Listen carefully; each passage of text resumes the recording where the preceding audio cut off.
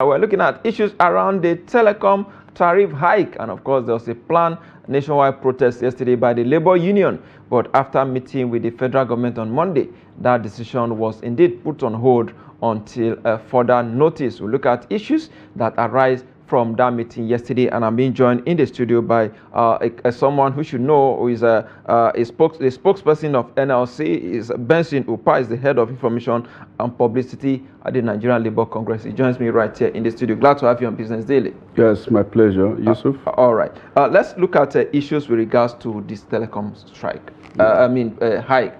There was a planned protest yesterday, but after your meeting with the federal government, you suspend the protest. Tell us some of the outcomes from that meeting.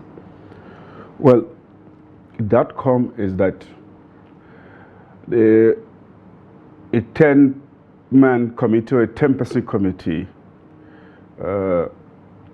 has been set up to look at our issues, the issues we have raised. And the 10-person committee is to work for 2 weeks and submit a report. So that is the summary of the outcome.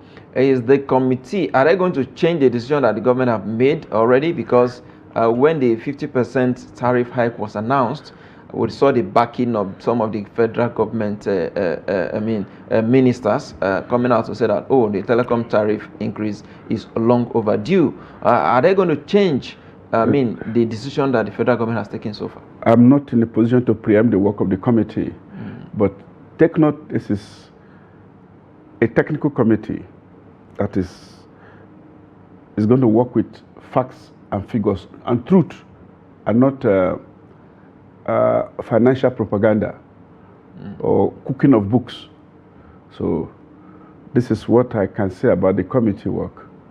It's a technical committee. What are you bringing to the table? What are you negotiating? We understand the federal government is calling for as approved 50%.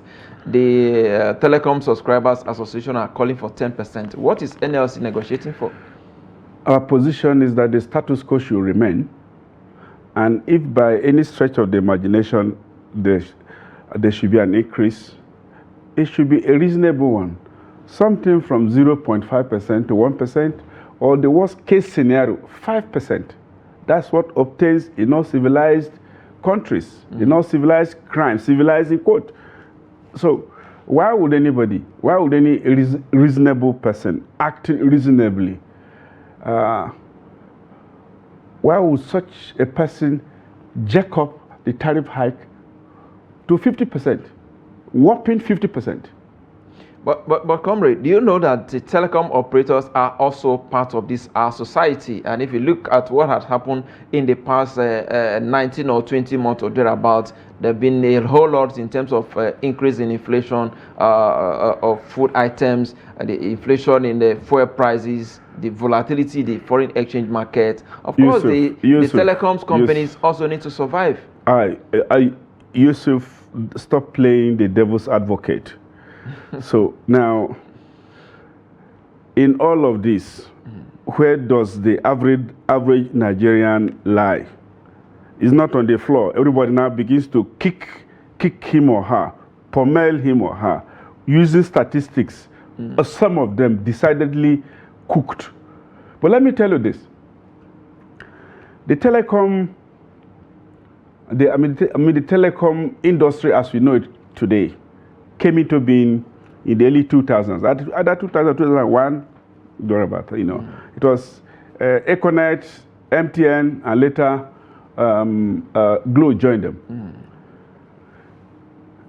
When they came in with about 15%, 20% penetration that time, one of them was making more money than the first 4 banks put together.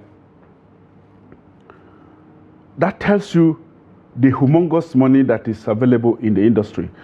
Today, there is an estimated penetration of 70 to 75%. That tells you how much is being made. Now, let us ask ourselves, what have they been doing with that money? They have been salting it away, or have they by any stretch of or have they by any stretch of the imagination been investing some of that money here in the country? But beyond that, I want to tell you this. If the economic logic of volume determining the cost of unit, Nigeria is a highly populated country, 200 and something million people. So tariffs in Nigeria should be among the lowest anywhere on earth. Beyond the large market, we Nigerians, we love talking. In fact, we are a voluble people. For instance, I'll say, how is your family? You say, fine. I say, how is your wife? How is this person? So we do all of those things, and all of that is to the advantage of the telecom industry. I agree. So that we're making money. So, and in any case, we have costs broken into two: fixed costs, operational costs, those variables here and there. And I tell you, most of what they have is fixed cost. And what you call today as changing operational cost, I want to tell you this: the telecom industry has since moved from when they are running diesel gens in their base stations to solar powered whatever. So where is the cost coming from? Yeah, where's the cost coming from? Where's the cost coming from? But there's operational costs. Yes. There's overhead. They have to pay their staff as well. How many are they? But comrade, let's how many are they? Tell me. Let's look at this issue. I mean that you are now trying to justify evil. You're justifying evil. No, comrade. Let's look at this issue critically. If you look at the exchange rate markets, the naira has declined from 450 naira. I do not did it. I have in your forum. Absolutely. Yusuf, I have broken down the economics fuel of whatever. prices move from listen, I have 198 to. What I'm saying is that are you doubting the ability of Nigerians to pay this 50%? Nigerians do not have the wherewithal to pay this 50%. If Nigerians have never been this poor, let me tell you this. Why campaigning for his campaigning for his election into office, Senator Bola Ahmed Tinubu, as he then was known, said he was going to raise taxes, he was going to reduce the purchasing power of Nigerians. And he has done just that. He has pauperized most Nigerians. The middle class is as good as wiped out. Do you understand? So when you pauperize people, in fact, let me just put it this way. The common logic is that you do not tax poverty, you tax prosperity. So Nigerians now have been subjected to a gale of taxes. From the energy sector, we had 250 and they topped up. Now these guys have come down 50%. There are tax reforms coming. And government is not, personal incomes, whatever is still there. And there are other forms of taxes. At the end of the day, what you're going to have of Nigeria or Nigerians is a stunted formation. Not growth, formation. Stunted, flesh all gone, bones, and then disintegration into powder.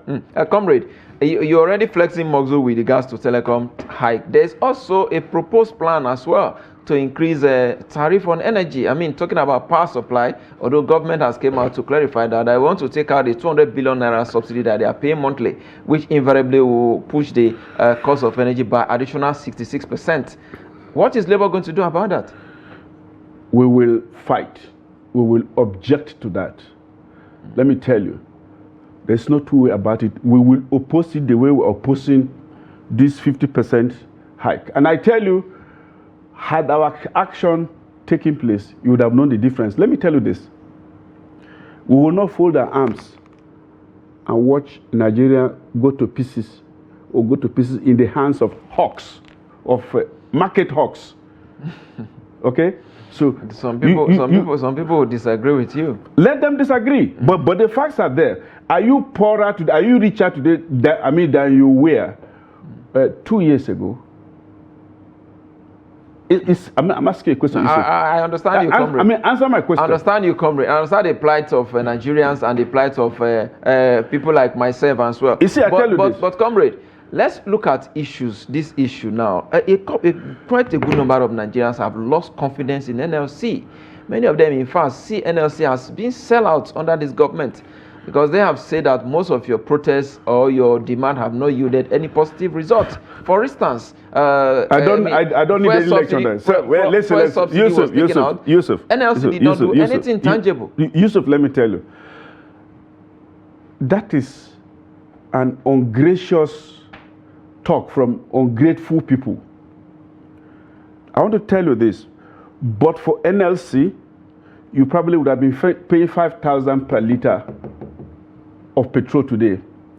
But for NLC, you would have been paying higher than you are paying for any of the services or products that you are paying for. At the risk of sounding immodest, but of course, Chief Obasanjo said, if you abuse me, I go abuse you. I not give my mouth to a washerman.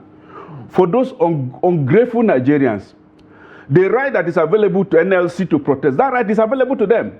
And let them look across the world. Even Ghana here, citizens went out to protest. Why do they talk about NLC? I'm an older. Look at me. Look at me. As the arrowhead. Listen. Look. Let me tell you this, Yusuf. Take a look at me.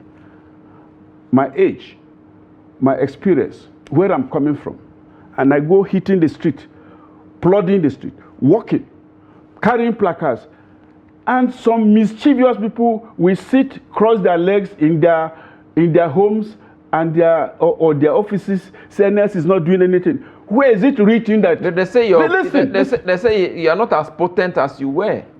Look, let me tell you this. They are an ungrateful bunch, and I'm challenging them to come and do their own. So that since they are now more potent than NLC, so let us see the result of what they expect you to lead the way. To lead what? To lead what? To provide the leadership. To lead what? It is stated in the Constitution. Because the fear is this, comrade. We took this upon ourselves. So Yusuf, let me tell you this. Listen, let me tell you. We took this upon ourselves. We could have focused solely on core labor issues, but we have taken this upon ourselves. Okay, and we do this, and some people will sit on their cozy armchairs. Who are they? I tell you this: there is, as we are in Nigeria today, I have not seen any alternative to Nigerian Labor Congress.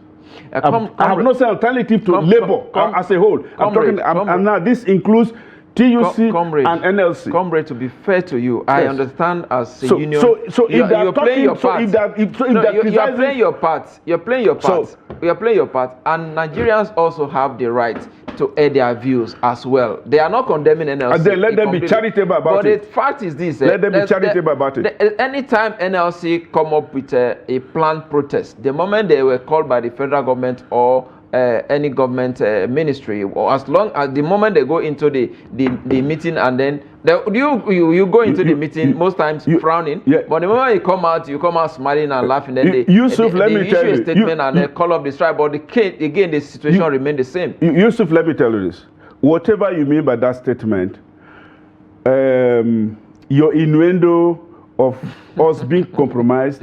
Listen very carefully. Listen carefully. I did not say that, comrade. No, listen very carefully. I did not say that. Listen very carefully. Some have been,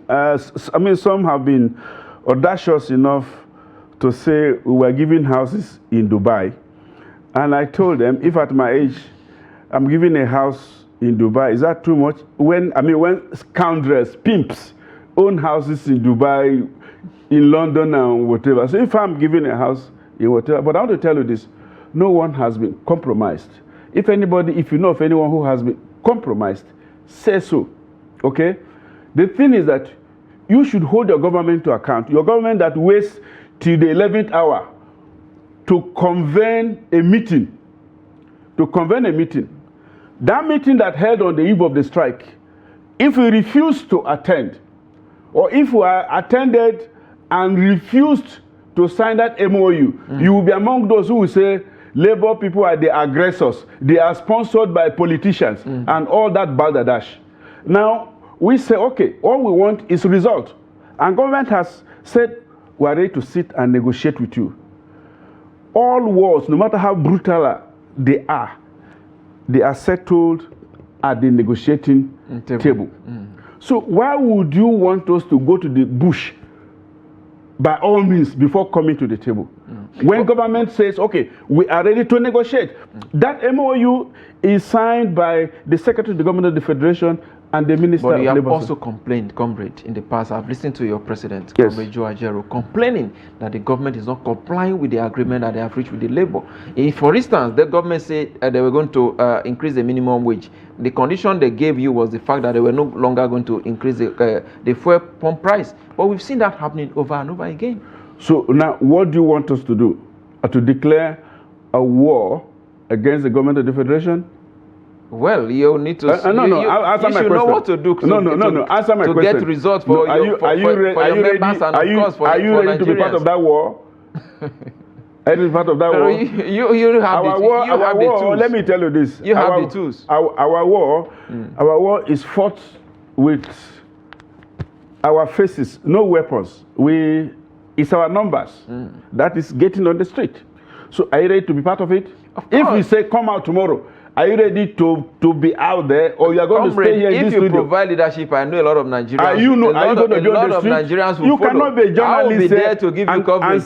And stay in this studio or the comfort of your home, and then begin to armchair and begin to criticize. Labor has not done this. Labor has not done that. Are you going to be on the street? I'll be on the street to provide coverage. If you are ready to be on the street, provide media coverage. If you are ready to be on the street, for everybody to see what is happening. If you are ready to be on the street, I assure you, we will do the necessary. All right. Yes.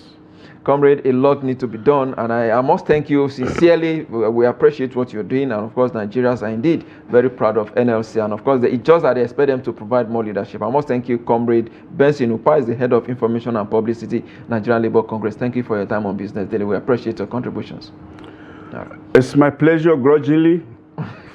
Comrade? Yes. You're one of us. But we expect you to also do more. I certainly will do more. You come out and fight. We'll do more. Yes. It's all right. That's a wrap on the show today. We'll be back again tomorrow. I am Yusuf Akogu.